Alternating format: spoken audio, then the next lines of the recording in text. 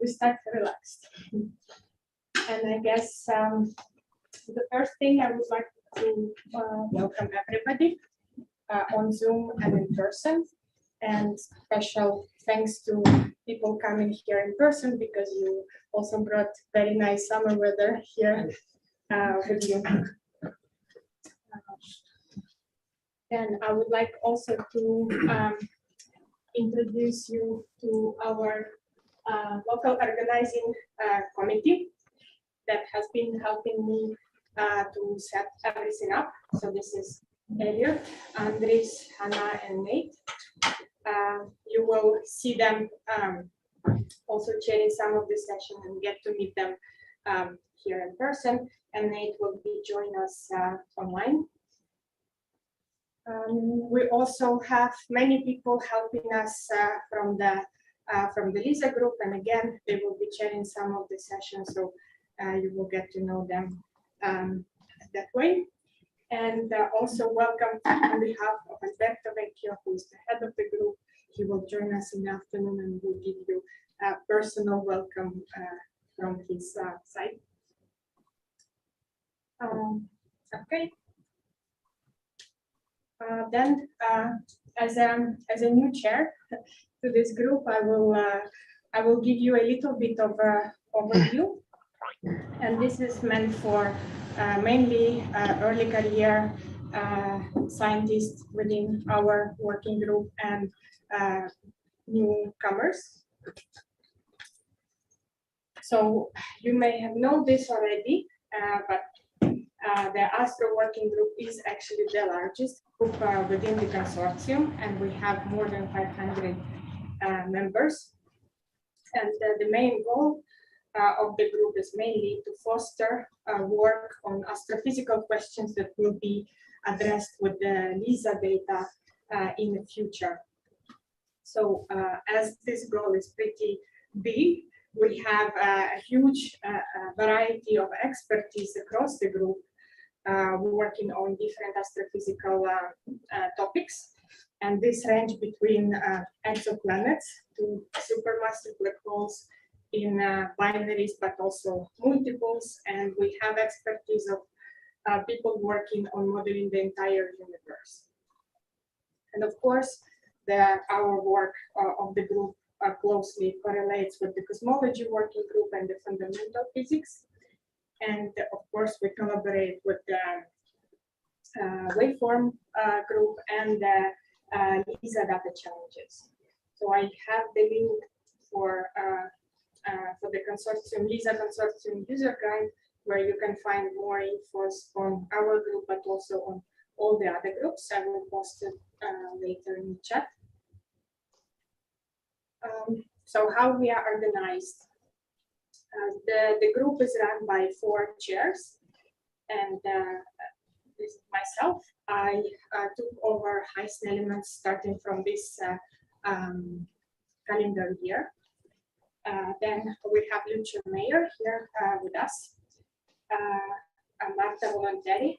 Marta, as you can say hello, and Shane Larson. Hi, everybody. So starting from last year, I think 2021, after the consortium reorganization, it has been decided that the chairs of working LISA consortium working group will be elected democratically. So every year, this is typically in fall, all the groups will have elections. And this is also true for our group, and this is how I can in front of you now. So another aspect to the election is that there will be. It has been decided that a part of the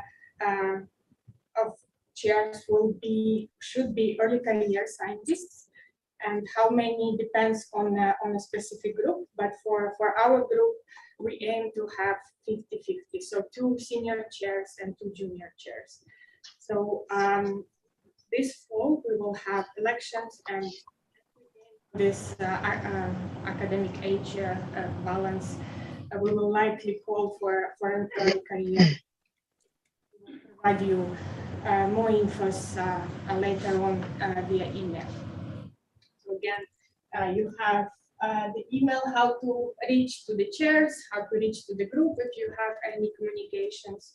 We, in preparation to the meeting, this meeting will also open a Slack channel on the consortium workspace. You are welcome to use it as you wish. And again, I also have the link to the Astro working group wiki. I will post it later in the chat. And I wanted to mention that we have access to all the consortium tools like the Atrium, but also Lisa GitLab, so we can use it for our purposes as well. Okay, so just to remind that generally we have one meeting per year, and we may also have some dedicated consortium, some dedicated working group sessions at the consortium meeting and symposia. And typically all the information about our activities and discussions that are going on are circulated via email. So if you want to keep updated, keep in touch, just follow those. There are not many, but as we approach some events, they may become more frequent.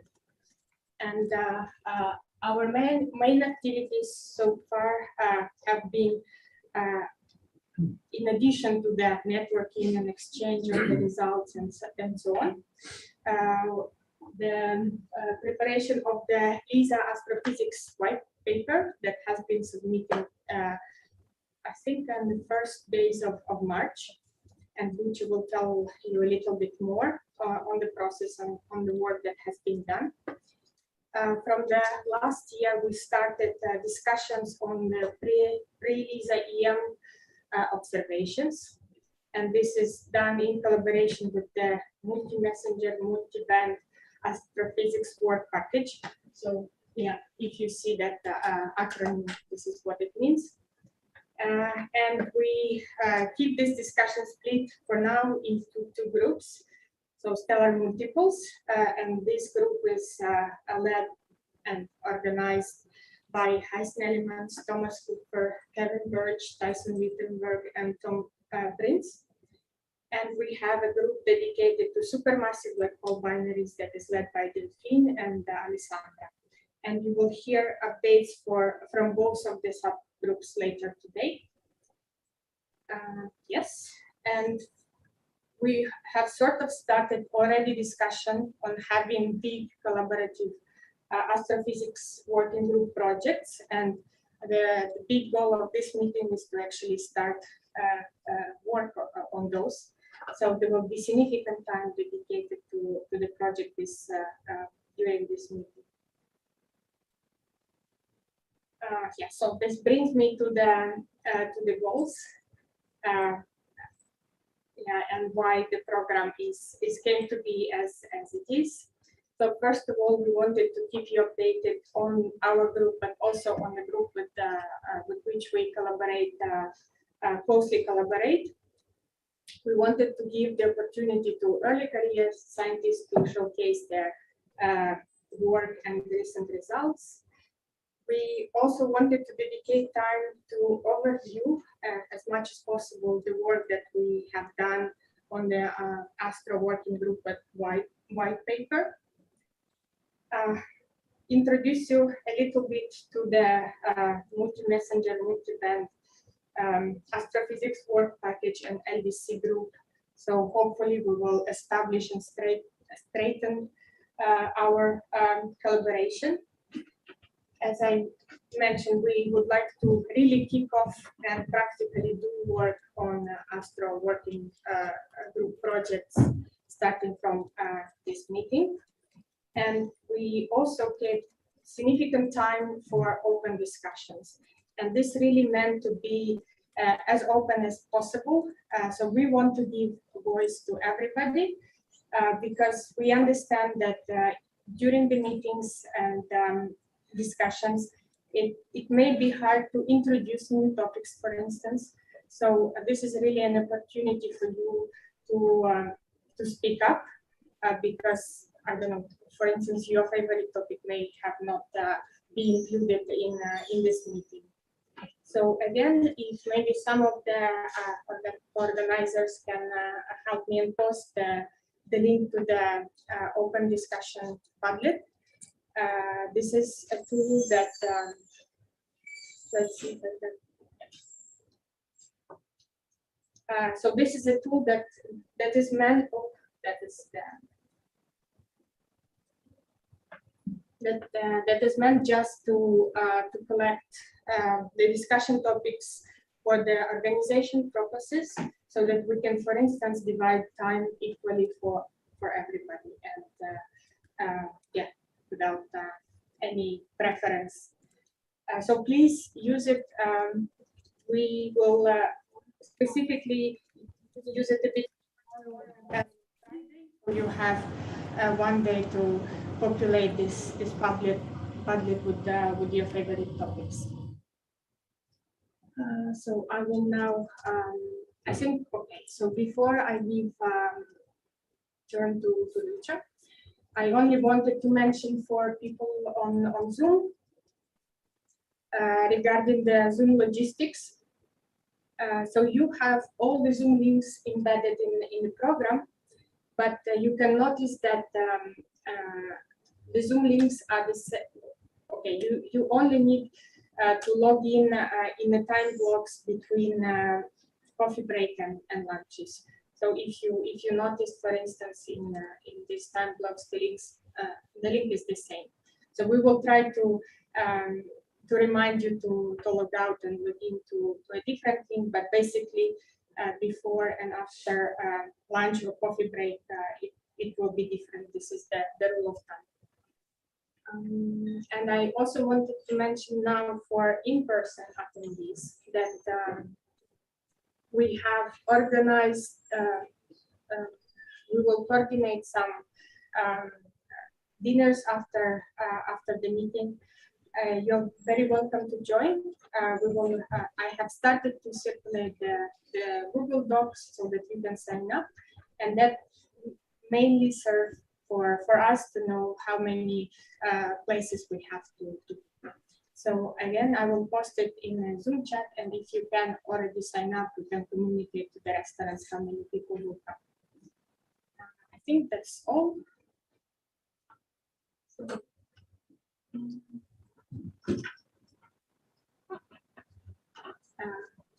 does anybody have any questions so far?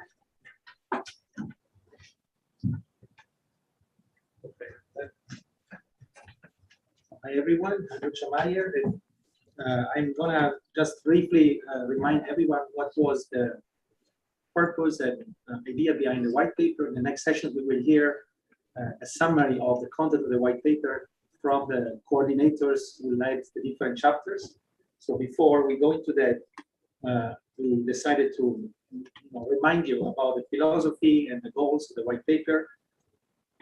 The idea of the white paper was quite ambitious. It was really to try and review all the astrophysics knowledge that is relevant to LISA, and doing that both from the historical point of view, so when certain topics began to be developed, what was the status of knowledge, and how it evolved up to the current time.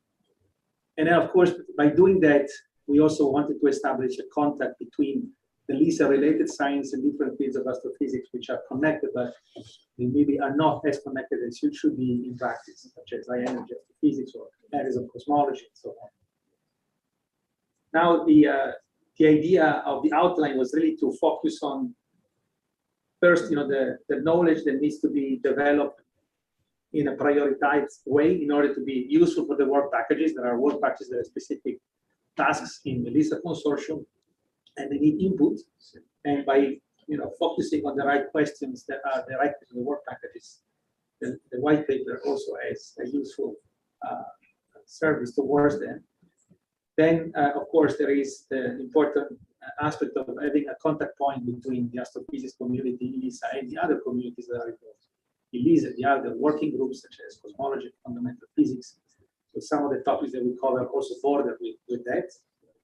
And then, of course, there is the most exciting part, which is, what are the aspects that still need to be worked out, what are the questions that we know could be very important to address, but haven't worked out enough in preparation for LISA. Now, we decided collectively in the consortium and in the Astrophysics working group that it was a good idea to target not just a normal review, but a leading review. So it was decided after long discussions to submit the paper to ILRR, to the leading reviews in relativity. The idea being that, as we know, the landscape in the astrophysics is constantly changing, and also the questions that seem more interesting now, maybe they're not most interesting in 1 or 2 years. So we need always to update the knowledge that goes into the white paper. So a leading review seemed the right choice, and that's what happened. And then it means that this big paper that came out will be updated. The major updates will happen not very often, probably every few years. This has to be seen also in due course, but it means that when there will be a major update, there will be a republication of the white paper with the new material added. Now, what was also clear from the beginning is that the new work that has not been published should not go into the white paper instead. So the updates will always include new results that have been already published, right? So maybe they're not published now, they will be in 2 years, that in 2 years they could become part of the white paper. But it's only the work that has been already refereed and has been established through the referee process that ends up and will end up also in the next updates. Now, just to remind you how in practice the process happens. So the timeline is such that we really kicked off the project really at the beginning of the pandemic. So at the last meeting that was done partially in person in Nijmegen in March 2020. And then a structure was decided with chapter leads who coordinated the work in the different areas, which I'm going to summarize now. And then, of course, there were many authors involved in each of the chapters. The chairs, so us, were involved in helping with the editing. There was a phase where we did editing, and then the paper went back again to the authors for further work and clarifications and improvements. And then the PMP the PMP committee was involved for another round of reading and comments and suggestions for improvements. Went back again to the chairs and to the authors for the last round of changes, and then it was finally submitted at the end of February 2022, so just a few months ago, to leading reviews. The referee report, I can say that has been just received just a few days ago. So the editors knew that we were going to have a meeting soon, so they tried to have the referee send in their comments by the end of June, and so this happened. We won't go into the details now. We might actually go back to it and say a few more words on the reports by the end of the conference this week. But I can say that it's a very favorable report, so it's extremely positive. So the chapters, right? You probably know already by heart, but the structure of the white paper came out like this. That we have, of course, introductory and also at the end a summary part, which was worked out mostly by the chairs, but then the real work, the science in the white paper is organized in 3 chapters: the stellar mass binaries and multiples, the massive black hole binaries, and extreme acceleration spirals. Each of them is a quite substantial chapter. In total, the document came out at 184 pages, which is significant, with almost 2,000 references and 156 authors organized in 2 tiers, which is the general policy with the consortium. It's, of course, available on archive since the time it was submitted, so since the end of February. So some of the key things that were covered in the white paper are the difference and the diversity in the physical properties of the sources that will be, or we expect to be, in the LISA band. And then there was a lot of focus on the astrophysical processes that are responsible for generating eventually source parameters that will be detected in the forms as the sources become effectively LISA sources. They effectively enter the LISA band. Then we also tried, there was an effort really to try and write the white paper in a way that also the non-experts who are not working specifically on the astrophysics side of LISA sources can understand it and can extract information useful for other purposes. There was also an attempt to focus really on the aspects that are more relevant to LISA, to the detections, and to the interpretation of the data that LISA will produce, and trying to outline the state of the art in the knowledge of the different aspects that are directly relevant to LISA, for example, event rates for massive black hole binaries. What do we know from simulations, semi-analytical models? What is the current state in the knowledge of event rates? I'm making just this example because I'm familiar with that, but there are many that will be reminded in the next sessions by the chapter coordinators. And then, of course, there was also an attempt to create a bridge between the astrophysics side of the sources and the other aspects that are crucial, like the data analysis and modeling of waveforms. And so the observational aspects. And of course, also an attempt to connect with observations that are done at different wavelengths. So there is a part of the white paper that is dedicated also in each of the chapters to connect with the general topic of multi-messenger. So all the other information that can be put together from the other types of observations in other wavelengths that are not the gravitational wave domain. And then, of course, there was also an attempt to outline the differences between what we need to know before LISA applies and what we might learn after. So what we have to be ready to model and interpret after the LISA data stream will be available. Then I think I will stop here because all the rest is from the chapter coordinators will discuss more in detail the content of the white paper. Yes, we can. We can also maybe give opportunity for Marta and Shane to add something.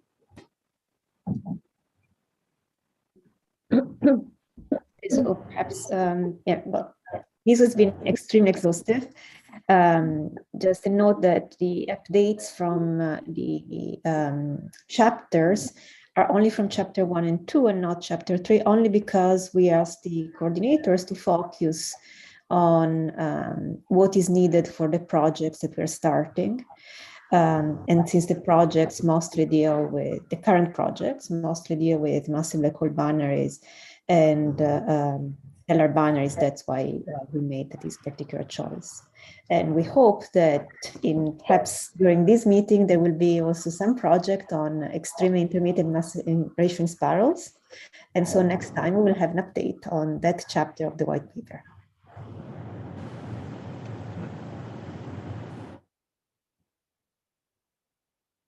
Shane?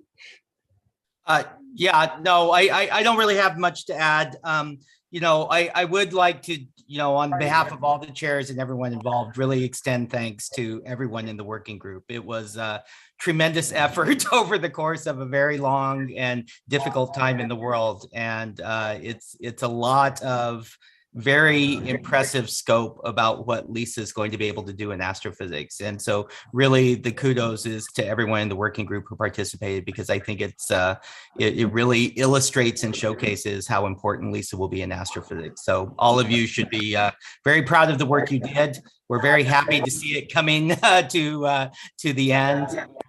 It'll print soon. So I can upload to that.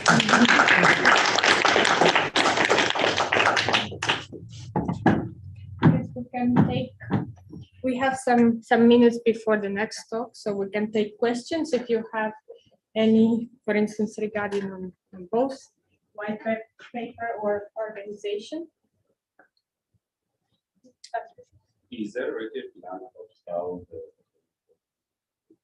No, that's so we thought we will actually give some information about this later in the meeting, but I think it's going to be pretty straightforward. Right? So it's following the same type of iteration that we've done during the chapter coordinators, overseeing the work to be done, and of course we get input from the authors when it's needed. But most of the, I can anticipate that most of the changes that we asked are not really substantial changes. and more like adding some information, put some descriptions, adding references, this type of things.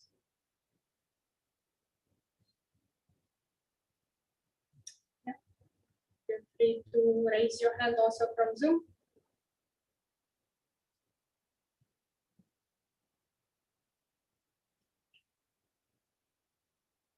It's something that I really like.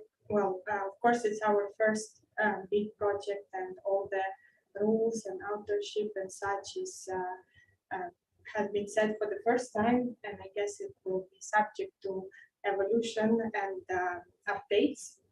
But one thing that I found very nice is that we also decided, in addition to having two-tier authorship, to give the credit to the plots and infographics that has been prepared for this white paper. And I think that that's important because it also takes time and work and creativity. So we keep track of that as well.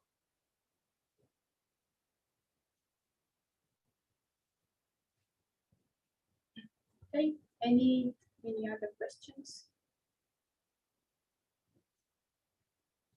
Not, maybe we can start slowly setting up for the next talk. So the logistic for all the speakers is that you're welcome to come with your own laptop and to screen share on Zoom. In that way, we don't have to take care of connectors and any logistics. And we have a big screen here that will be projecting.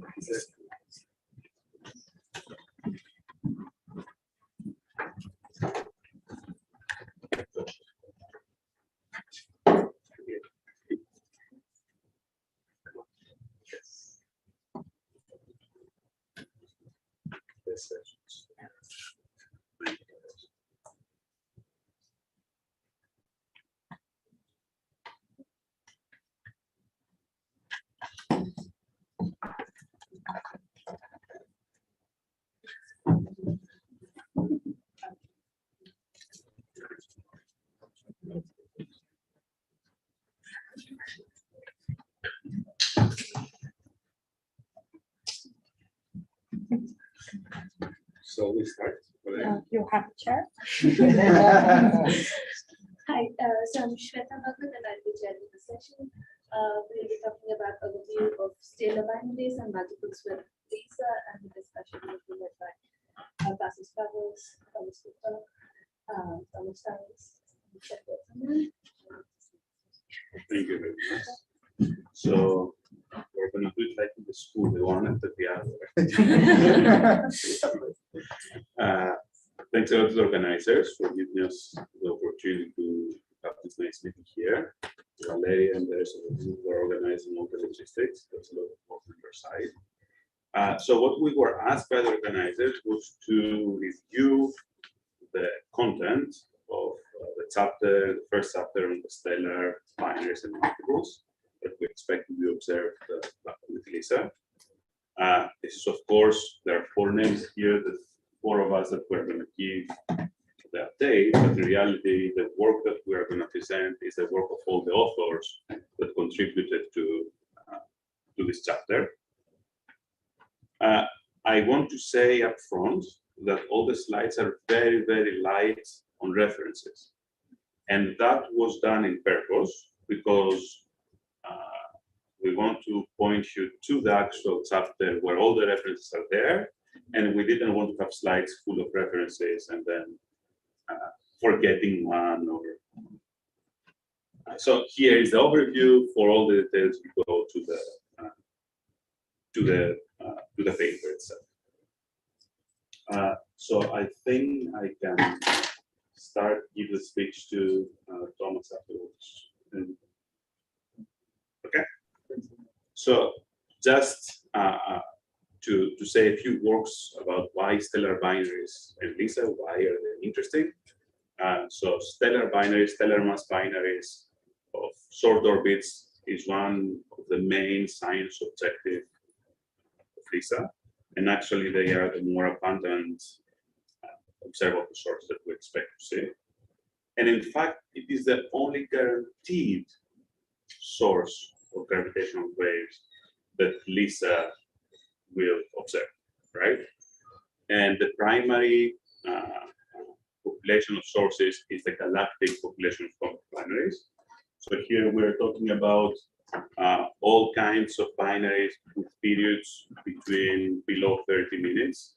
I would say that probably all binaries in the galaxy between 10 minutes and 10 seconds will be more or less giving some signal that will be picked up by LISA.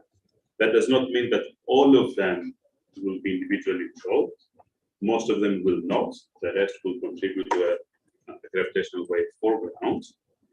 And another thing that I wanted to point out up front is that all those stellar binaries have been the main science objective also for the ground-based detectors, for LIGO, Virgo, Cagra now, but also for the third generation detectors.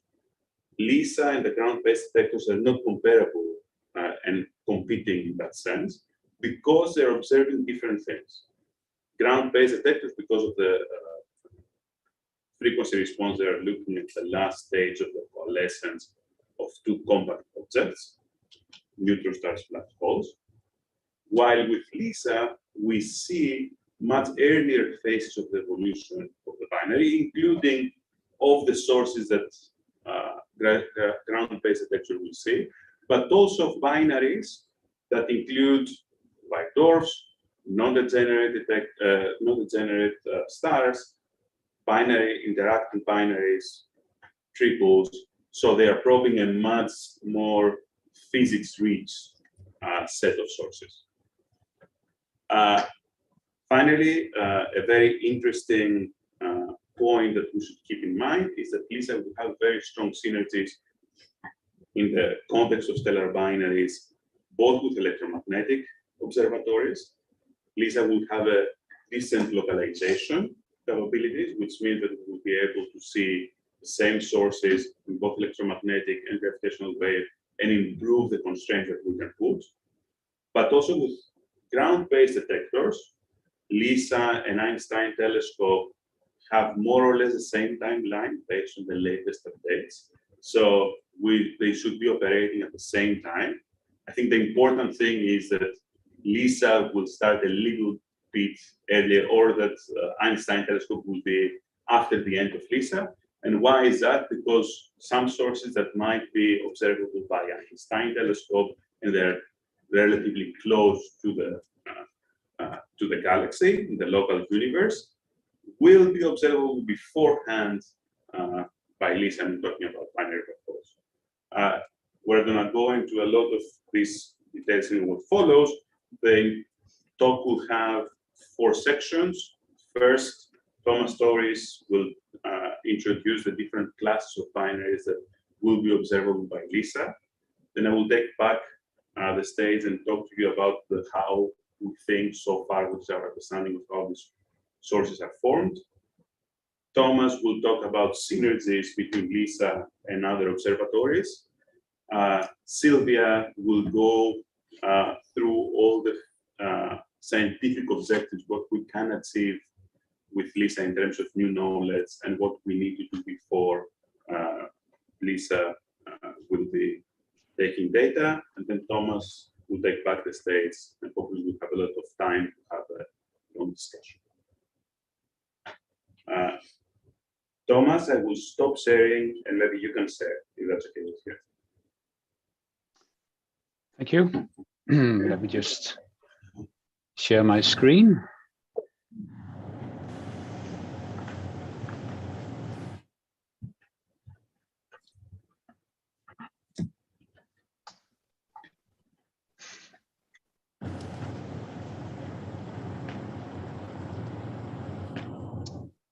All right, can you see my screen? Yes. Okay, thank you. So, good morning, everyone. My name is Thomas Towers, and I'll give you a brief summary of what kind of binaries that we anticipate LISA will start detecting once this wonderful gravitational wave observatory turns on. I should say that of course, as was already mentioned by Tasas, the summary here includes contributions from a large list of authors, and you can see all these references and contributions in our white paper. I hear there's quite some background noise, so in case some of you have your microphone turned on, it might be good to turn it off. All right. So the verification sources are defined as those binaries that LISA is going to detect shortly after it turns on. So that means within a few months, maybe even a few weeks after LISA turns on, it is guaranteed that our wonderful detector is going to detect some interesting binary systems. And if we just look at the equation here at the bottom of this slide, we can see an expression for the gravitational wave strain amplitude. And we can see that the kind of binaries that we are interested in, that we expect these to detect easily, will be, of course, those systems which have a very high orbital frequency, so the tight binaries, those that have a relatively high chirp mass. So we want to have tight systems with relatively high masses, and of course, we want to have nearby sources. So the binaries which fulfill these three conditions are, of course, the most obvious sources that LISA will detect. So the primary class of these verification sources are actually two primary classes. One of them is the detached double white dwarf systems, of which about 13 systems are known so far. They're mainly found in the extreme low mass white dwarf survey and the CTF high cadence galactic plane survey. So these sources will be loud gravitation wave loud sources that will clearly stand out from this unresolved confusion foreground of millions of double white dwarf systems. And as we shall hear later, LISA may, during its course of operation, detect up to 10,000 of these detached double white dwarf systems from within our galaxy. The other main class of verification binaries are the so-called AM-CVN systems, which are also double white dwarf systems, but these are interacting double white dwarf systems where we have typically a low mass helium white dwarf transferring material to a more massive accreting silver white dwarf. And at present, there are about 11 of these systems known. Then we have one ultra-compact X-ray binary, which is a Newton-star accreting from a white dwarf. And we have also one system, which is an SDB plus white dwarf system. So here we have a co-helium burning helium star, which is in a binary system with a white dwarf. So on this slide here, you see the distribution of these sources showing characteristic strain as a function of orbital frequency. So all these sources have roughly orbital periods less than about an hour or so. And these symbols here represent the symbols I just talked about. So these are the four classes shown down here in the left corner. The black curve here is the LISA sensitivity curve for an optimistic 10 years observation with a duty cycle of 80%. And the binaries here, you can see these binaries will actually appear with quite high signal to noise ratios, some of these even exceeding a factor of 100. And you see here to the very right, one of the very loud sources is the HM-CNC AM-CVN system, which has an orbital period of 321 seconds, so just a bit over 5 minutes. So here from the white paper, you can see this table containing these sources. So here you can see the orbital periods and the masses and the orbital inclination angles of these AM-CVN type systems. And then similarly here for the class of detached double white dwarf systems. So notice here for the detached white dwarfs, it's often possible to actually measure these masses quite accurately due to the measurement of the rate of decay of the orbital period from gravitational wave radiation and in combination with electromagnetic spectroscopy as well.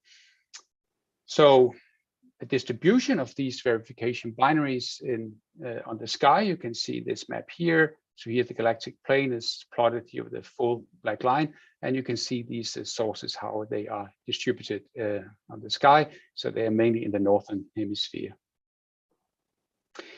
So what kind of other anticipated LISA sources do we have in terms of galactic sources? Well, in terms of galactic sources, we have, of course, also the detached neutron star white dwarf binary systems. And we have evidence from this from the about 300 recycled millisecond pulsars many of which have white dwarf companions. And we know that at least a handful of these systems are actually tight enough. They have orbital periods of about a few hours or so, that they are actually going to shrink their orbit from gravitational wave radiation, and they're going to interact. That is, we're going to see mass transfer from these white dwarf to neutron stars within a Hubble time. One can distinguish in this class here between the systems which have a neutron star plus a low mass helium white dwarf companion from those systems that have a more massive carbon oxygen or oxygen magnesium white dwarf companion. Then we also anticipate detections of the black hole white dwarf binaries. And of course, these systems have a strong selection effects against them, because we would only be able to see electromagnetic radiation from the white dwarf. But since these white dwarfs are often quite old, they're very weak, and therefore, so far, we do not know of any of these binaries, but they're certainly expected from population synthesis, and we do expect that LISA will detect quite a number of these, maybe up to the order of 100 or so of these systems.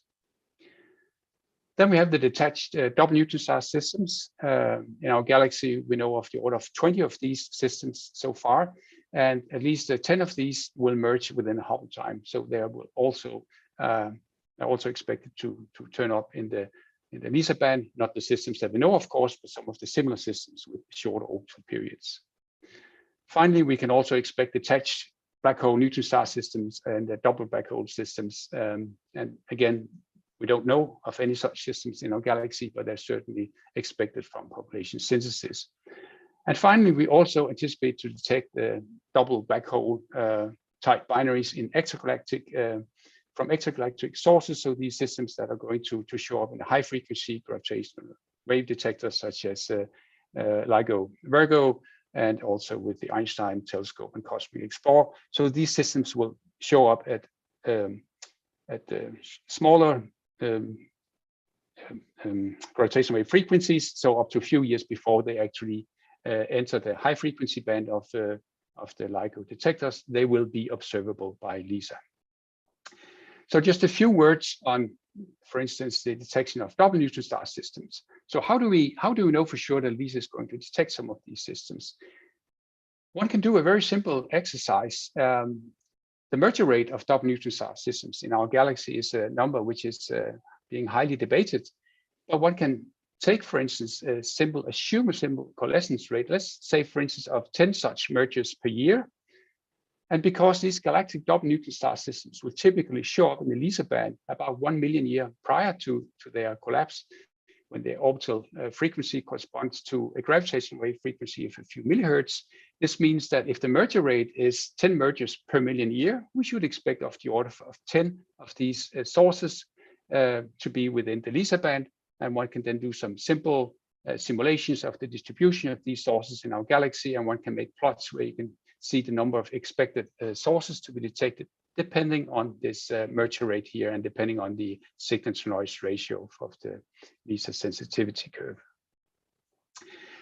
So let me give you another example of very interesting systems that we expect LISA to detect. So these are the interacting binaries containing either an accreting neutron star receiving material from a low mass white dwarf, or the double white dwarf systems. So we can do some calculations using, for instance, the MESA code. And here is shown an example of such calculations showing the evolution of such binaries in characteristic strain as a function of gravitational wave frequency. So if we focus, for instance, on the dark purple line over here, you see the evolution of a low mass X-ray binary, which detaches its evolution here. And at this point, we have a neutron star which is being orbited by a white dwarf. Now, this system will shrink due to gravitational wave radiation, and the system is going to move up here and to the right. So it crosses into the LISA band here. And at some point, the low mass white dwarf will fill its rush slope, at which point thereafter the system will continue to shrink a little bit, and then the system will start widening, and the system will then be found here on the outbound lake. And one can do similar calculations from AM-CVN systems. So depending on the distance to these sources, you can see some typical evolutionary tracks here. The colored tracks here are for a distance of 1 kiloparsec. So for comparison, I mentioned before the interesting possibility of detecting these double black hole mergers, these extragalactic double black hole mergers that will be detected by high frequency detectors. So here you see, for instance, the last 4 years of evolution of the first double black hole system detected, GW 150914, as you can see and pointed out by Susanna in 2016. The source is indeed expected to be well within the LISA band. So one of the interactions that I found particularly interesting is this transition from these detached systems to the interacting binary systems. So probing the transition from before the white dwarf fills its rush slope to after the white dwarf fills its rush slope. And of course, not in terms of an individual binary system, because the timescales are way too long for that, but in terms of numbers of these systems before and after the onset of the mass transfer. So what you see in this plot here is an illustration of a white dwarf filling its rush slope, transferring material to a neutron star. And here you see the evolution of such a binary before the mass transfer is initiated. So where we just have a neutron star, a white dwarf system, shrinking the orbital period due to gravitational wave emission. And here we have a detached binary system.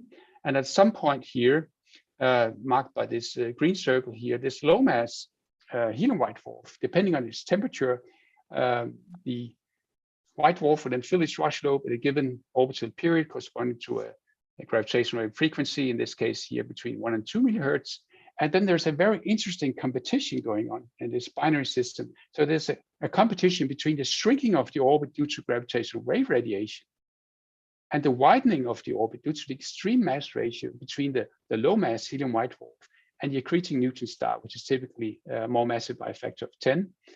So in the inlet here, you can see how the frequency evolves as a function of time. So initially, the orbit will continue to shrink even after the white dwarf fills its rush slope. But once the mass transfer rate increases sufficiently high and it goes above the Eddington limit by about an order of magnitude or so, then the extreme mass ratio will cause the system to widen. And the system is then observed as an ultra-compact X-ray binary, both doing this inbound and doing the outbound leg of this evolution. So that will be very exciting to see these measurements from LISA, where we can measure the changes in the orbital period and combine that with electromagnetic observations, and also learn about the contribution from the tidal forces which are interacting in these systems.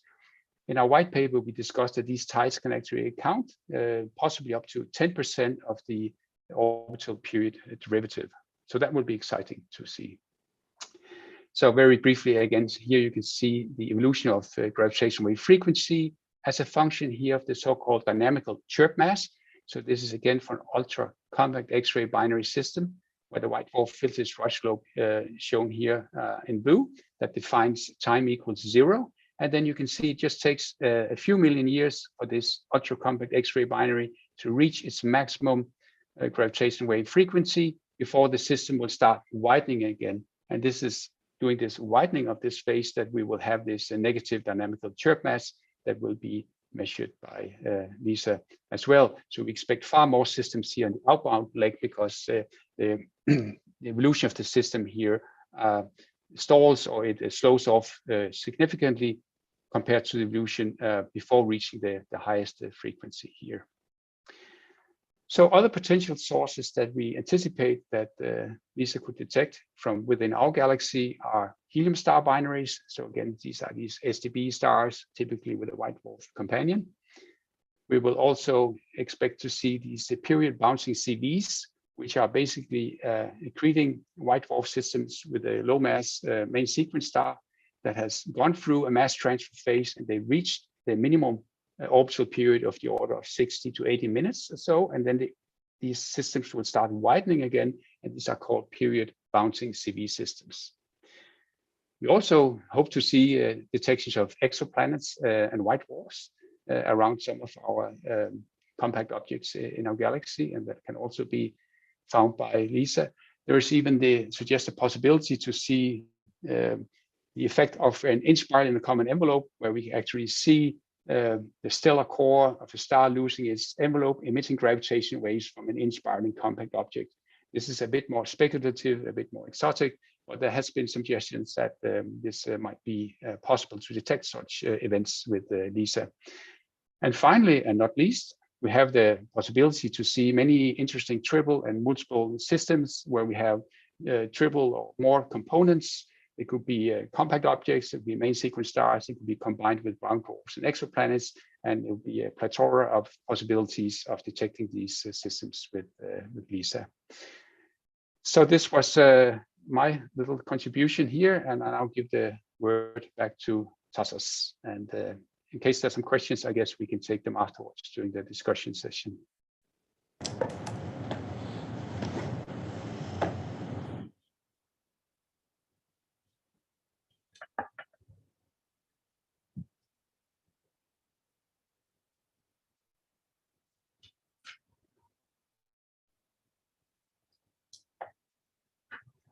Thank you, Thomas. So in the next few minutes, I wanted to say a few things about our current understanding of how these sources are formed. And there are basically three different but interconnected ways or families of formation channel sources. The one comes from the evolution of isolated binaries, where the two stars are orbiting around each other, but we assume that there is no interaction with surrounding stars or other tertiary companions. Then on the other extreme, you have stars evolving within very dense stellar systems, and there you have strong dynamic interactions of different types of star compactors and white dwarfs, non-giant stars. And I would say that somewhere in between these two extremes, you have a very interesting case where both binary interactions and dynamics are almost equally important. And this is the case of triple and multiple systems, where the presence of a tertiary companion can change in a hierarchical binary, can change the properties of the inner binary and induce or accelerate some binary interaction. Starting from systems with white dwarfs, so double white dwarfs and AM CVN systems, which will be the most numerous sources in LISA, we think. The way that these systems are formed, this is one of the classic van der Poel diagrams that Thomas and Ed kindly provided to us. You usually start with two relatively wide stars orbiting around it, two stars of less than 8 solar masses. You don't want to form neutron stars orbiting each other in a relatively wide orbit, but not too wide that they don't interact. So you start with the most massive, filling source of transferring mass to the secondary, and there this mass transfer, depending on the mass ratio and the evolutionary stage of the primary star, can either be stable, dynamically stable, or unstable, or in some cases it can proceed for some time in a stable manner and then affect what we call a delayed dynamical instability, which induces a common envelope phase. Here what happens is that there is a runaway mass transfer process which shrinks the orbit and places the companion star within the envelope of the evolved primary. And now the secondary star starts inspiraling due to dynamical drag within the common envelope, transforming orbital energy into heat, which heats up the common envelope, expanding it, of course, expanding it until it's ejected. Of course, is a qualitative description. This process is one of the least well understood processes in binary evolution, and that's one of the biggest uncertainties in probably all of the formation scenarios that we mentioned later on. The end result with of this common envelope phase after the envelope is ejected is a binary consistent of a helium star, stripped helium core, next one in the evolved stars, which if the helium star is massive enough, but not too massive, so between 1 and 4 solar masses, then the helium star will start expanding again, and you will have a second phase of mass transfer. We think, based on the most recent detailed models, this is almost always stable, and you will transfer the helium-rich material of the envelope onto the companion star, leaving behind a white dwarf and a low mass companion, which, as the companion is evolving this time, you will start transferring in the inverse way and form a cataclysmic cycle, right?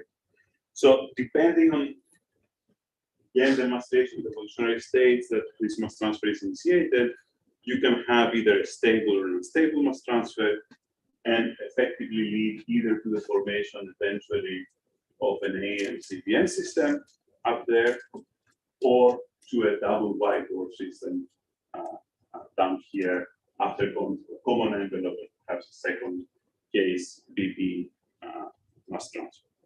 So what are the biggest uncertainties in this whole formation tunnel? As I said, I mentioned already the common envelope phase. We know that the common envelope or some form of very efficient ejection of the envelope accompanied by shrinking of the orbit exists. Otherwise, we cannot bring the compact objects so close together given the size of the progenitors of the stars. But the details are missing because it's a multi-physics, multi-scale problem that's very difficult to model in detail from first principle. But also there are uncertainties related to the mass transfer stability. As we are developing our models, I think we're getting a better handle of it, but still this is a point of debate. And of the accretion efficiency, this is both in the sense of how much material can you actually hold when you're transferring the mass onto a non-degenerate star. In this case, you might spin it up too much and the companion star might not be able to keep all this mass. But also when you're transferring mass onto a white dwarf, how much material are you losing through noise, etc. And for the AM-CPN systems overall, there is some uncertainty more fundamental, which is we are not 100% sure what's exactly the nature of the donor stars. They are most likely white dwarfs, but they can be also partially degenerate low mass helium stars.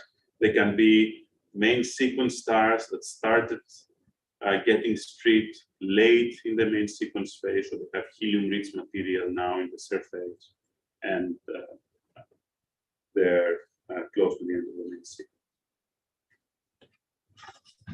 Moving a little bit higher in masses, if one of the two stars, the primary, is above 6, I say there 8 to 10, it can be a little bit less than that, but massive enough that it can form a neutron star, or it can have a core collapse supernova to form a neutron star. The evolution here is very similar, going again through a phase of stable or unstable mass transfer. Now the strip star, helium star here is massive enough that can go onto a core collapse. This introduces an additional uncertainty in the whole picture, which is related to natal kicks that can be imparted onto neutrons during the core collapse and can alter significantly the orbit. But if the binary survives, you are left with your neutron star plus an evolved main sequence star, which due to angular momentum losses, magnetic braking, primarily, and tides, will form a low mass X-ray binaries and then go through the evolution that Thomas described already, right? So the low mass, if the companion is low mass enough that magnetic braking is active, then through the mass transferring phase, the orbit will shrink further until it leaves behind a neutron star plus a white dwarf. If this is close enough, then gravitational waves can take over into shrinking the orbit, leading to the formation of an ultra-compact X-ray binary until you basically consume most of your white dwarf and leave behind just the compact object plus a low mass ring. And the interesting part here is that in this part of the evolution, you can follow the system gravitational waves through that evolution from somewhere in the detached phase over here all the way to the construction of the primary star. For double compact objects, similar to the ones that list that LIGO, Virgo, and Virgo have observed. I'm sure you have heard countless of talks about all the different formation channels. What I'm showing you here is a classical, in a way, picture of what you expect to see through binary evolution. That's again a very similar diagram. The additional complication here is that you have two collapsed supernovae or two supernovae for the formation of neutron stars, since in this case you might have a neutron star. This adds extra uncertainties in the efficiency of this channel.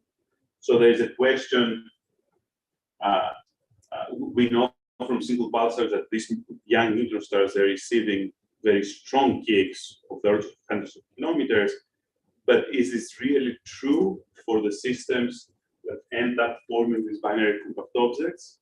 If that's the case, our models are saying that probably we are forming them at a very low rate. So one of the way out here is that maybe in this supernova, the first one where you are forming the first neutron star, this is not really a collapsed supernova. Maybe it is an electron capsule supernova, which has a much smaller kick. Or down here, the progenitor of the second born neutron star has gone through an additional stripping of most of the material of the envelope through a KSPB supernova, so there is not enough ejecta to perhaps drive a native kick because of asymmetric mass loss. So the kicks here might also be significantly reduced in these ultra-extreme supernovae. Having said that, I think the assumptions of this part of the evolution is the most sensitive. Why is that? It's because the probability of disrupting a binary with a supernova kick scale with the ratio of the kick velocity to the orbital velocity. The orbital velocity here is pretty high, the binary is very tight. So even with some high kicks, you can still keep together a large fraction of these binaries. But if you put a lot of high kicks here, when the binary is wide, then you run into trouble, right?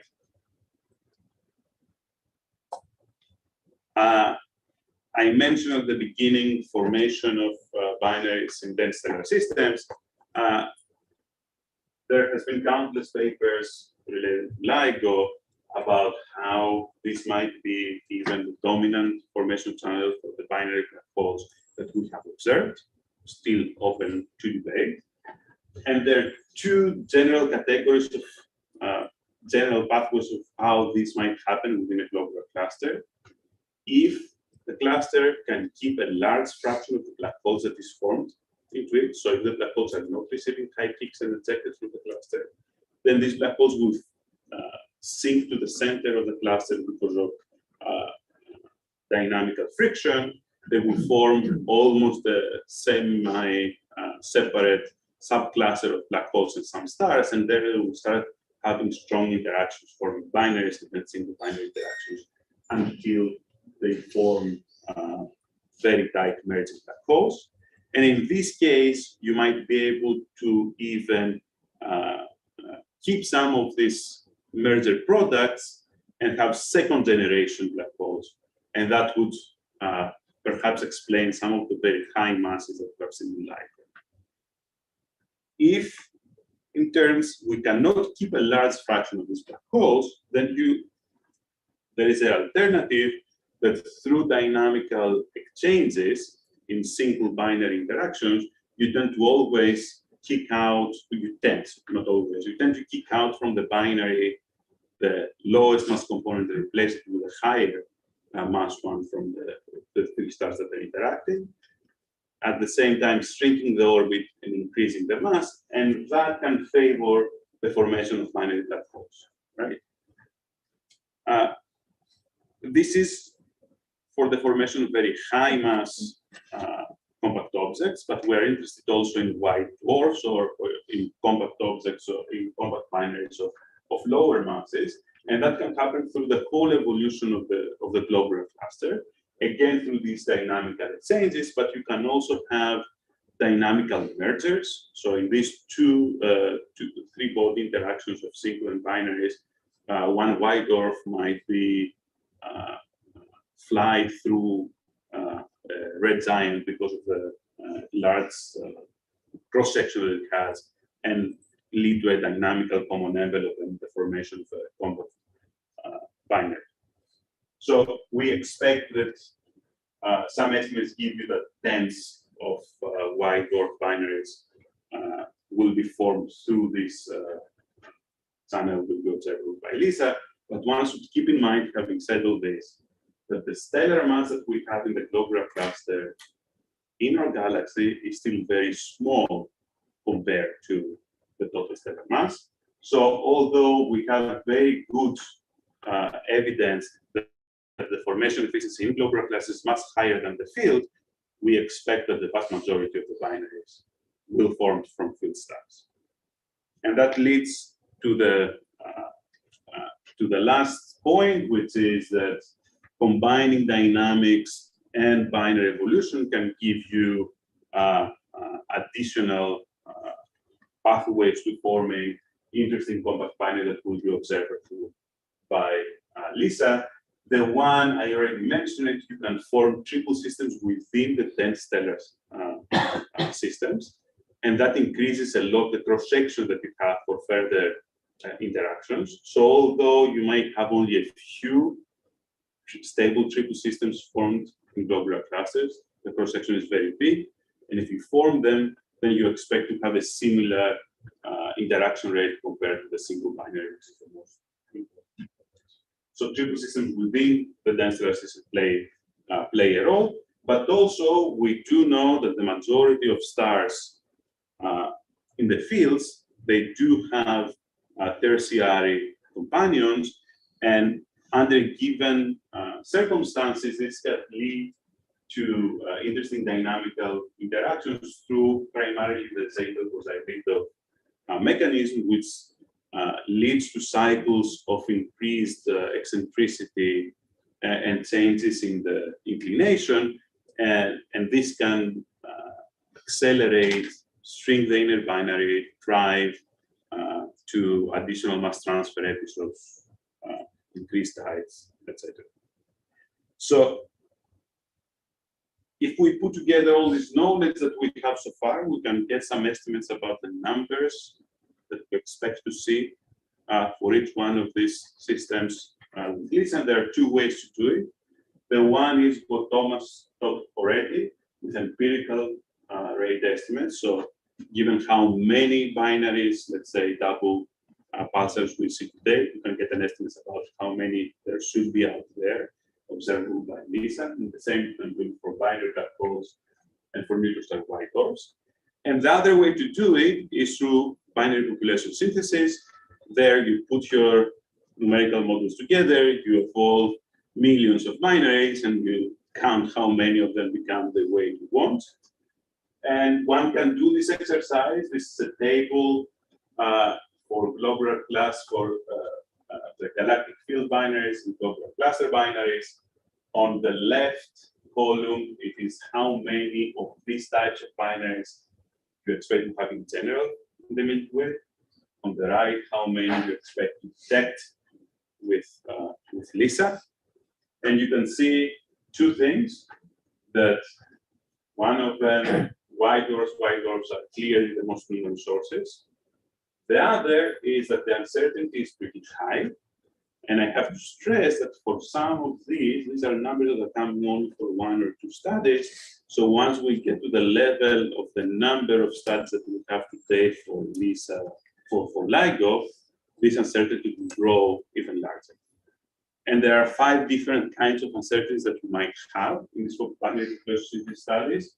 Ones that are coming from binary evolution physics, mass transfer stability, common envelope, etc. From stellar physics, how much mass we use stellar winds, what is your overshooting, how big are the cores of the star, initial properties of the stars, that we have some observational handle, but within some uncertainties, what are the initial properties of masses, what are the initial distribution of separations. Then going down one needs to make an assumption about the parent stellar population. So how these stars are distributed in the galaxy, what is the formation history, the metallicity distribution. And last, since not all papers are using exactly the same values, and since LISA does not exist out there yet, uncertainties that are coming from assumptions about the selection effects of LISA, right? And one word of caution that I wanted to end with is that from LIGO and Virgo, we have learned that rates are not a good constraining tool for our models. What you need to do in order to constrain your model is to combine rates with multidimensional distributions of the properties of the system, periods, masses.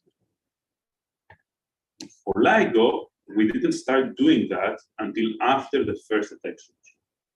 I think that with LISA, all the information should be there, now that we have learned our lesson, should be there before LISA starts taking data. So I will stop here. Good morning from my side.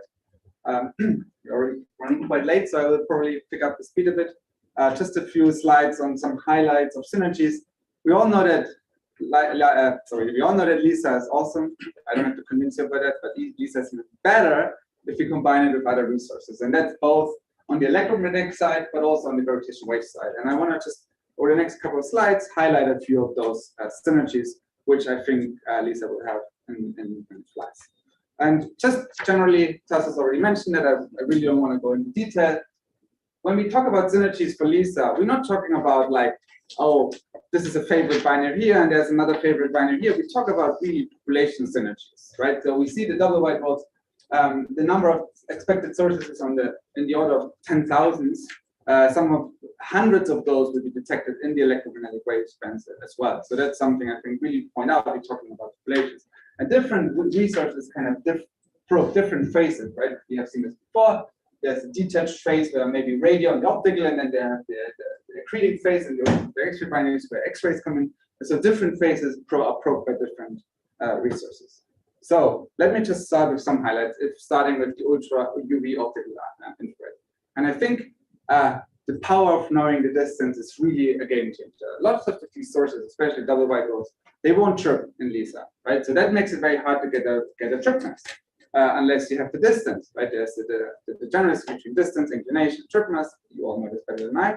But basically, if we know the distance, we have a way to do that. And this already started with Sweta Shah's work about 10 years ago now. She wrote this really nice thesis, which I all encourage you to have a look at and read, where she started exactly making these predictions. And here's an example of a system, JO651, which is a famous 12-minute system, which was one of the first ones discovered, where she showed that if we know the distance from Gaia within 10%, which is actually, she predicted it pretty well at that time, because it is indeed has a prediction of 10%, has a distance of 10%, you get a trip mass precision of about 10%, which is really, really good. Well, we have also now done a test with an AMCVN itself, which is only 200 parsec array. That's pretty much right around the corner. The distance precision is about 1%, and that gives an incredibly precise trip mass, which I think is pretty exciting. Gaia provides distances down to 20.5 magnitude for sources. A large number of sources, not just Gaia, we have systems in globular clusters, which we know the distance to. We have some of the most massive double white balls will be in M31, where we have the distance to. So there's several ways. So this is really, really a great resource in the future. Another thing is one of the final ingredients, which we don't really understand whether a system merges when it starts mass transfer or not, is the tides. We can predict gravitational waves quite well, but we don't know really the tides. And tides is a really, really important ingredient to decide if something emerges and then blows up, as a type of a supernova, for example, or forms a state creating systems. With LISA plus optical data, we can actually break that. Tidal effects are probably at most 10%, so quite small. So we have to get measurements much better than that. And even with the biggest telescopes in the world from electromagnetic wave bands, we will never get precision on masses better than 10% because we are really modeling it in there. So let me just run through really briefly to say how we would do that.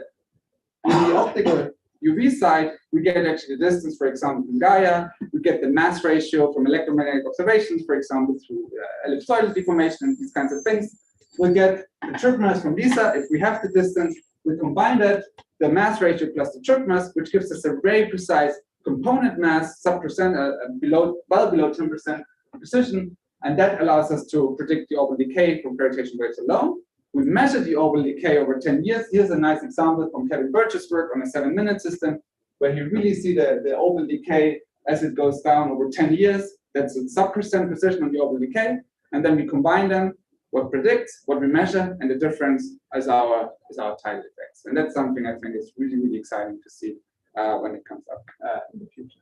So the other thing is, once the systems start accreting, then actually the main dominant driver for the orbital evolution is not gravitational waves anymore. It's actually the mass transfer, and it's very hard to predict that.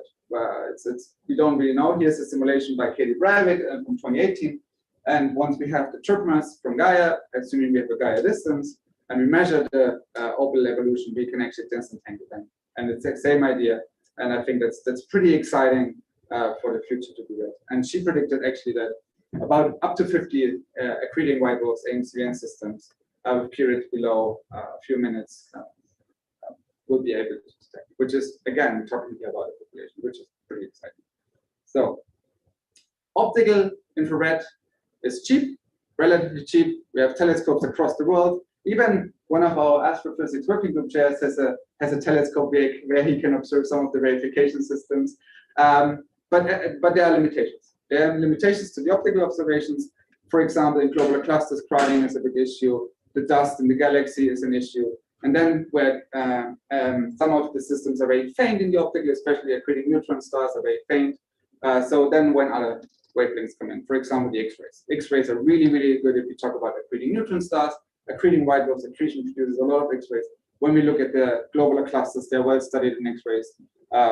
Crowding is not as much of an issue, and especially for ultra-compact X-ray bindings, accreting neutron stars, X-rays can have a lot.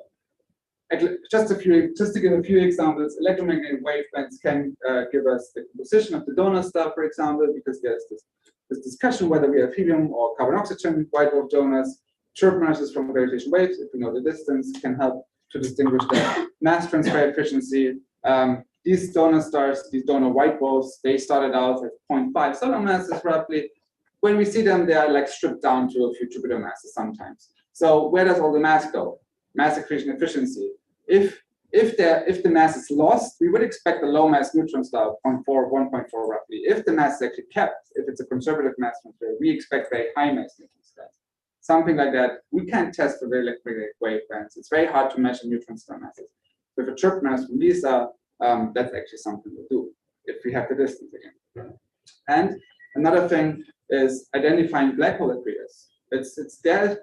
Most of the ultra compact X-ray bindings are neutron stars. There is some discussion whether they are black holes. There are a few candidates, but I think none of them is really 100% confirmed. If we have a very good distance, and here's an example where you see the circle region where we assume different accretor masses, how that would affect the chirp mass. And this is like a dream case, golden case scenario where the binary is only a kiloparsec away. We have a really, really high signal noise ratio. In that case, we can easily distinguish with a distance known to about 10%, easily distinguish between a black hole mass of 5, for example, and a high and a low mass neutron star, which I think this is really, really good stuff. Looking in the radio, one of the things I think is pretty cool if you have radio pulsars. So they are probably the detach systems. First phase of mass transfer, then they detach, the neutron stars spin up. So you have a millisecond pulsar, you have a radio millisecond pulsar, and then before they start accretion, you see them in the radio. It's hard to predict how many there will be, but there's the new generation very large array, and that will be able to provide extremely precise distances for many of those. We won't see them in the electromagnetic wave bands typically, or they're very faint. So here the radio is really a game changer to provide precise distances. Again, coming back, that gives us a chipness. So this is really just a quick rundown of what we can do with electromagnetic wavebands. But even if we talk about high frequency or like different gravitational wave detectors, I just want to give 2 examples here. One is, and I think we heard it quite a bit already, talking about the stellar mass black holes and intermediate black holes. Before they merge in the LIGO-Virgo band, they actually move through the LISA band. And there's this, it was figured out, and we heard it already by Alberto Sassana, that 1905-21 would have been roughly 5 years before the merger would have been seen in the LISA band, which is really, really quite amazing. I had no idea, so this was amazing. And the rates are, well, maybe a few, well, even if it's 1, I think it's pretty cool. And the thing is, it's not that LISA and LIGO-Virgo do the same, or the ground-based detectors do the same thing, guys just getting better. No, they really complement each other. So LISA, for example, will be able to give a precise sky localization, much better than what LIGO-Virgo will be able to do. And will be able to predict a to-the-second merger time, which, I mean, pretty exciting. You could say, oh, like in 5 years, exactly at that time it merges. But it also will be able to measure the eccentricities, which are much easier to measure before they really come close. And then LIGO-Virgo or ground-based detectors will be able to measure then the ring down, and the ring down gives you the total mass of the system. And so combining all of those for both of these, we actually learn something about the formation scenario, right? There are different predictions, we heard that, about isolated binary evolution, about global cluster dynamics. And so both have very different predictions on eccentricity, total mass, and so on and so forth. So if we see them and we study them, we can combine it and learn much more about the evolution and formation of the system. And then to finish up the topic, just a few examples. We have this, there's this idea of dual line gravitational wave sources. So you have a rapidly spinning neutron star in an ultra compact X-ray binary. The ultra compact X-ray binary orbital evolution you see in LISA, whereas the spin of the neutron star you actually see in the ground-based detectors, possibility as a continuous source. So you have both. And if you're able to measure both, Thomas actually did that work, you can actually measure the moment of inertia for the neutron star, and that actually gives you a neutron star radius. This is, we'll see if that's really possible, but I think that's a pretty cool idea. And then we have new other detectors which are complementary to LISA. There's a mission called Tianquin, something like that, which operates in a relatively similar frequency range, a little bit on higher frequencies, but it may fly at the same time as LISA. We'll see because of that the same source, some of the same sources as LISA, and so you can combine both, and you get higher parameter precision and estimations on sky layers, things like that. And then there's a new mission which I think has been proposed.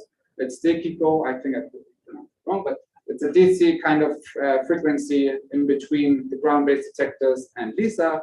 And so here you can basically probe the region in between, and especially things like the black hole merge, stellar mass black hole mergers.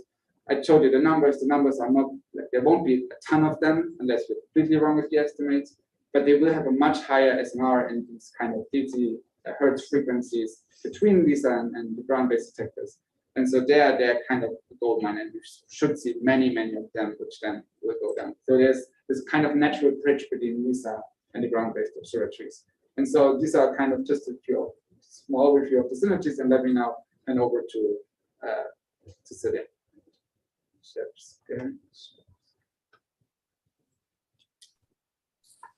Thomas, can you do the next slide? When, yeah, I can do that. Right. Hey, so hello everyone. I hope you can hear me well. I'm Sylvia Tone, and I'm going to take you through the last part of the white paper, which is about the scientific objectives. And I might go through some of the things a little bit fast, but I think we're okay with that because Thomas and Tassos and the other Thomas already did a great job in setting the scene for me. And so I split up the scientific objectives in 2 types of objectives, where one are the things that we're trying to achieve before LISA flies, and the other things are objectives that we hope to achieve with the LISA data itself. Now, the objectives, they center around 4 themes that I'm going to take you through. And so if we can go to the next slide. Yes. So the first theme is related to the formation of LISA sources.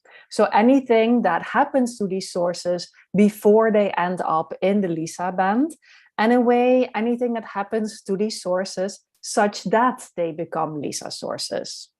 Now, the plot that I showed you here, Tassos took you through that in a lot of detail. But the point that I want to highlight is that there's really a lot of different processes happening with these sources to make it a LISA source.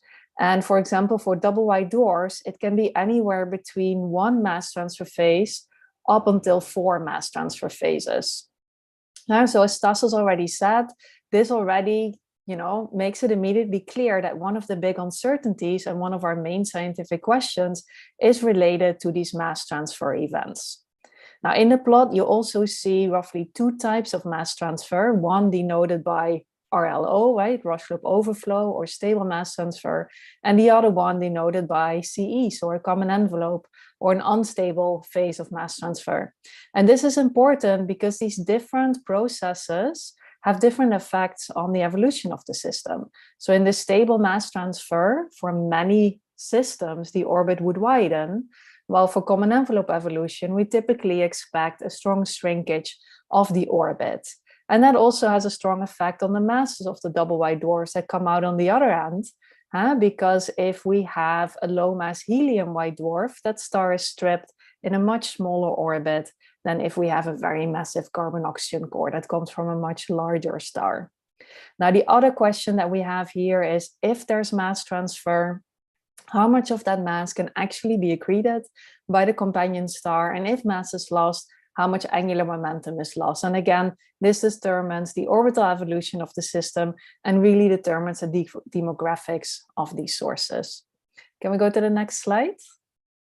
So before LISA, we hope to make improvements on this. I mean, in fact, this is something that the binary community has been working on for decades, right? And the way, and with LISA, of course, the aim is now more focused on the LISA sources specifically.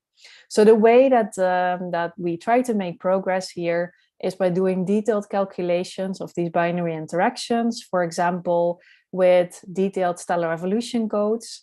And they can give us information about the stability of mass transfer. And one of the things that came out of the last few years is that stable mass transfer is more readily realized than we were assuming previously. So that's already some really nice progress there. Hydrodynamical simulations like the plot that you see here, they can also help us. They tell us about the dynamical stability of the mass transfer and also about the angular momentum that is lost from the system. And lastly, of course, we can get a lot of information from the electromagnetic observations that we already have by reverse engineering those samples. We can learn about common envelope evolution. We have constraints from common envelope evolution by this method.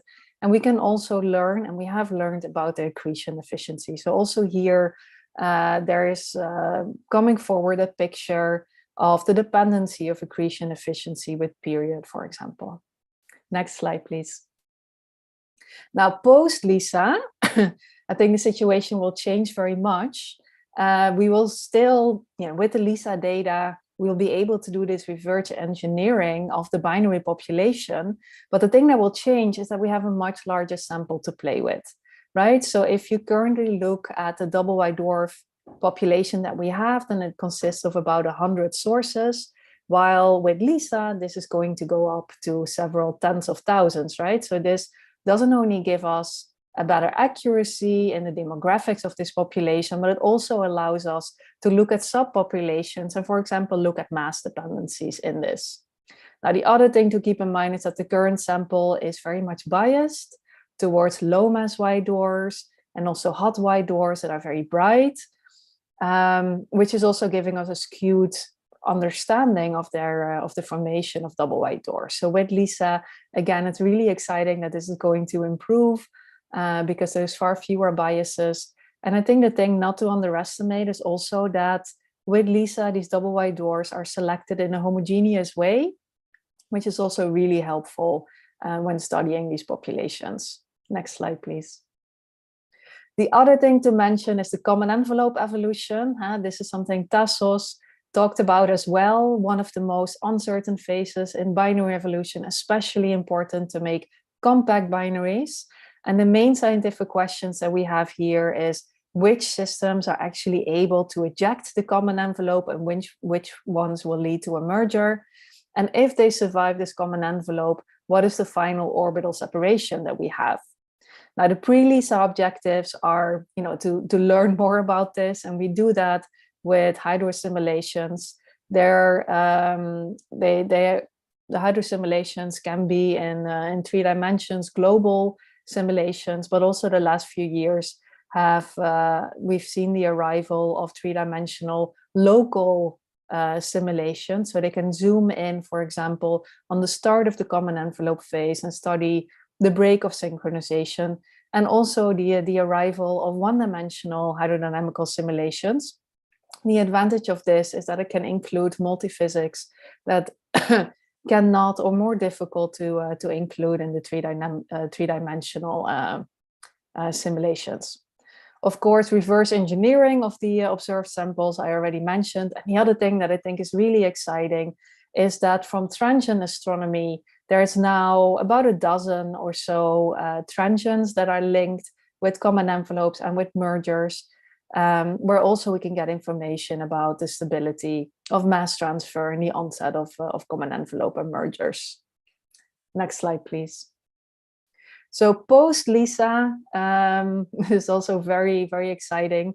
We'll get a lot of indirect information from the population as a whole, right? As I said before, these mass transfer phases, they shape the demographics of the population. They give us the number of sources, the period distribution, the masses, and the same holds for the common envelope evolution. So by reverse engineering, we hope to get a lot of information about the common envelope phase. There's 2 other aspects that I think are very interesting. One is the binaries that are born in the LISA band. So the binaries that come out of the common envelope phase and are directly in the LISA band. And so these might be able to retrieve, or we might be able to retrieve these from the LISA data stream by taking out the foreground, by taking out the noise curve, by taking out the more static population that is just evolving through gravitational wave emission. And then we should be left with this source of injecting sources. Now, the last aspect was also already mentioned today, and that is we might be able to actually directly observe a common envelope event. So while it's going on, we have to be very lucky though. So if you focus on the onset, the first part of the common envelope phase, where the companion plunges into the envelope of the donor star, this is the hydrodynamical phase that is most studied so far, then the rates are not super favorable. We have to be very lucky. We expect at most 1 every few centuries. But there might be much better chances if we look at the second part of the common envelope phase, which occurs on a much longer time scale. So here Matteo Renzo estimated that we should be able to observe about 0.1 to 100 events during the LISA mission. So here there is some hope. Can we go to the next slide? So for the second theme that I wanted to go through, these are the sources that are currently interacting, that are currently accreting, or that will come interaction and maybe lead to a merging source. These are the ones that Thomas and Tassos already talked about. And here, the big question is really, in which direction is it going? So if a source will get into contact, will it actually end up being a stably accreting source, or will the source evolve into a merger? And I think this question is a very uncertain one. And I think I can highlight it very simply by just simply looking at the space densities of the AMCVNs. So the models that we have typically overpredict these space densities by 2 orders of magnitude compared to the observations. So we know that there's still a lot for us to learn in that process. And it's important because, of course, if so many more systems may end up in a merger, it also means that the demographics of that population may be very different, and so also the gravitational wave templates that we need.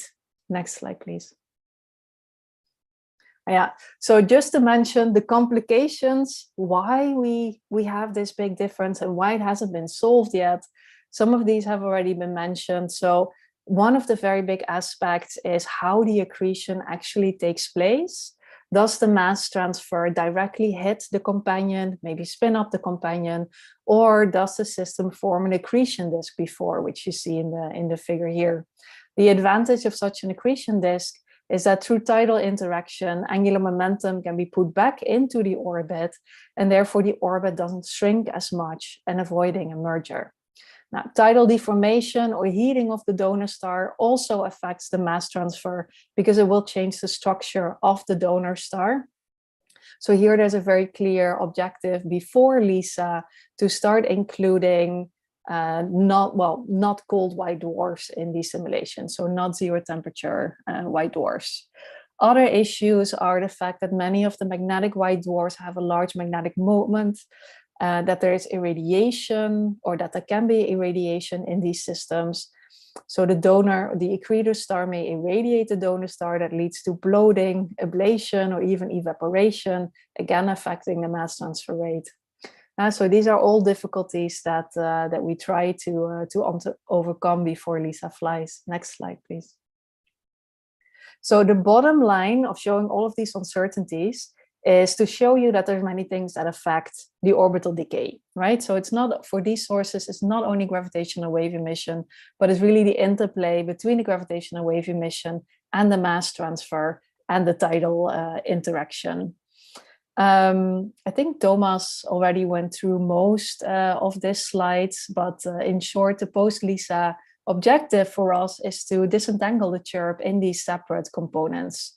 It might be hard for most of the AMC VMs to get the second derivative of the frequency, but there's really great prospects here if combining LISA with electromagnetic observation. So if we get distances from Gaia, as shown by Katie Breivik in 2018. Next slide, please.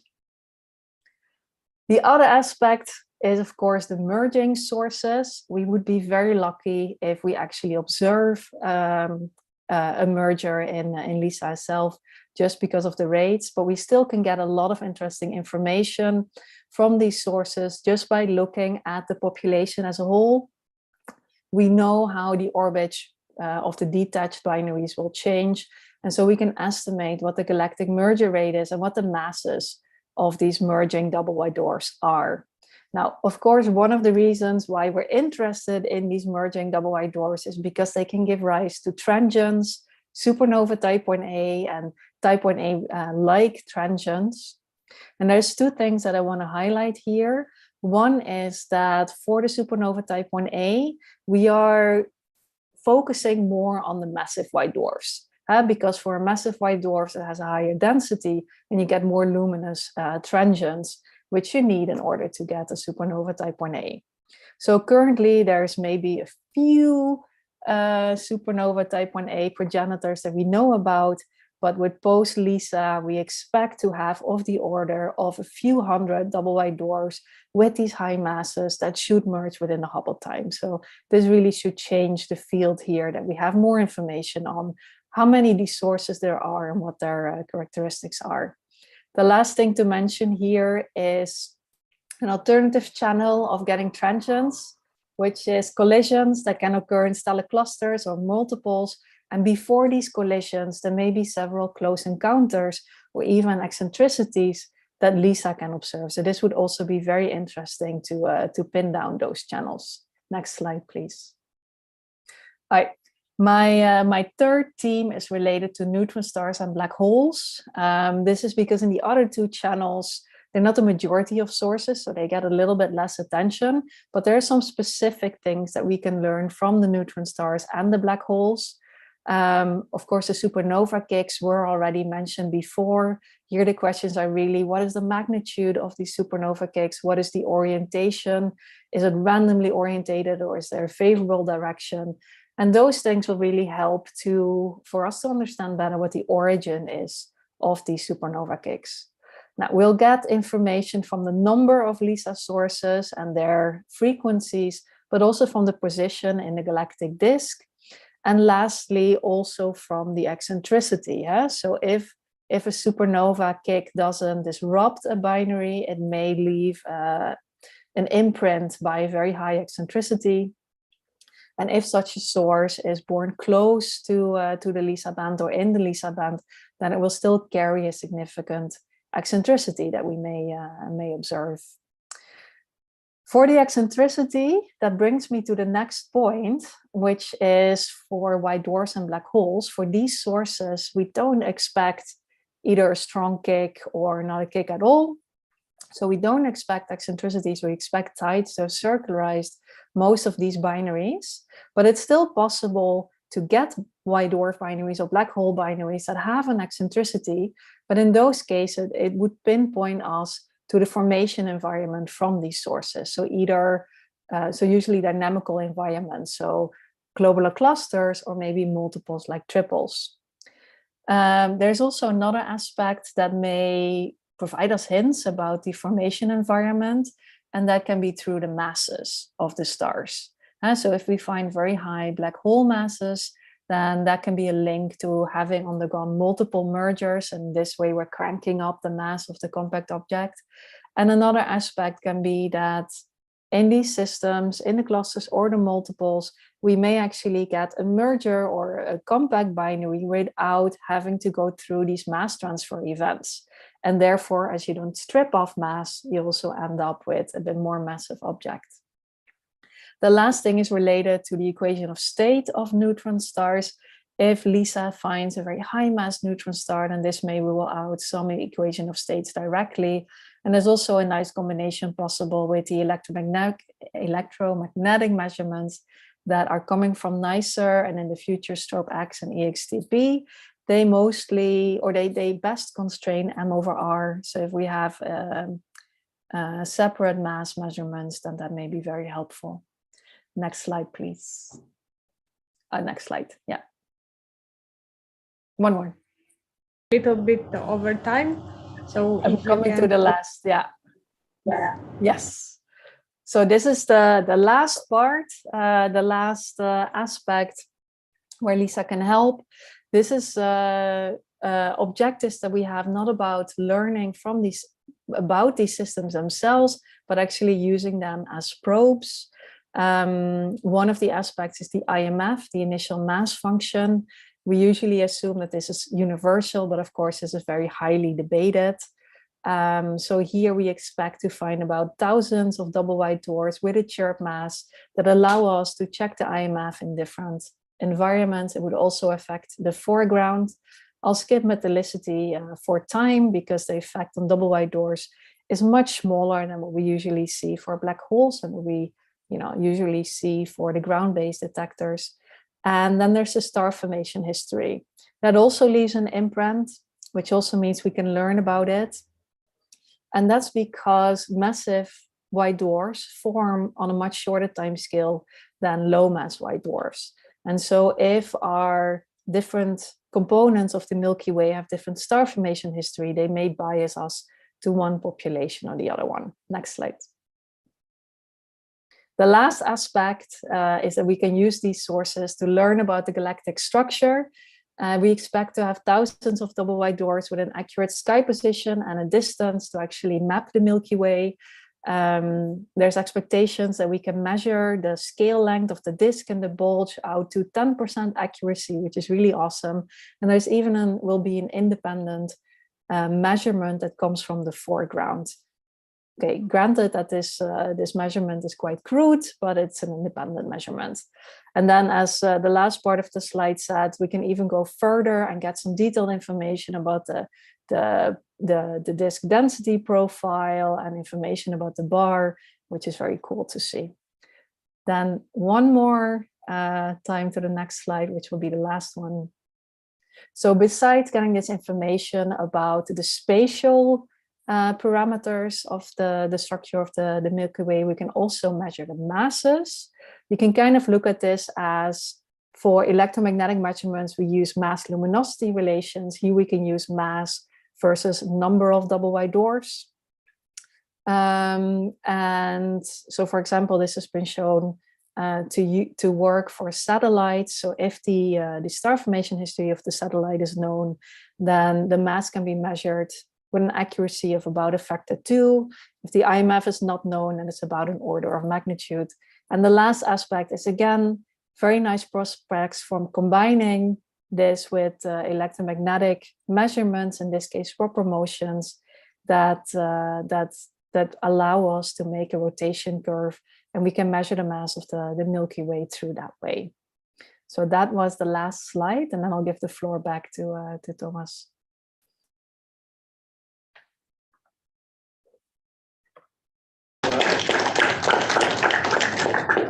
So as we are a little bit over into the coffee break, and we have another overview talk just afterwards, so we need to give people time to digest all the information.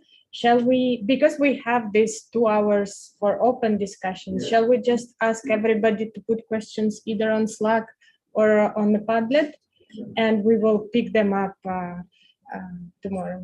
Yeah, I think that's a good idea. Okay, then guess take a pause. Thank you.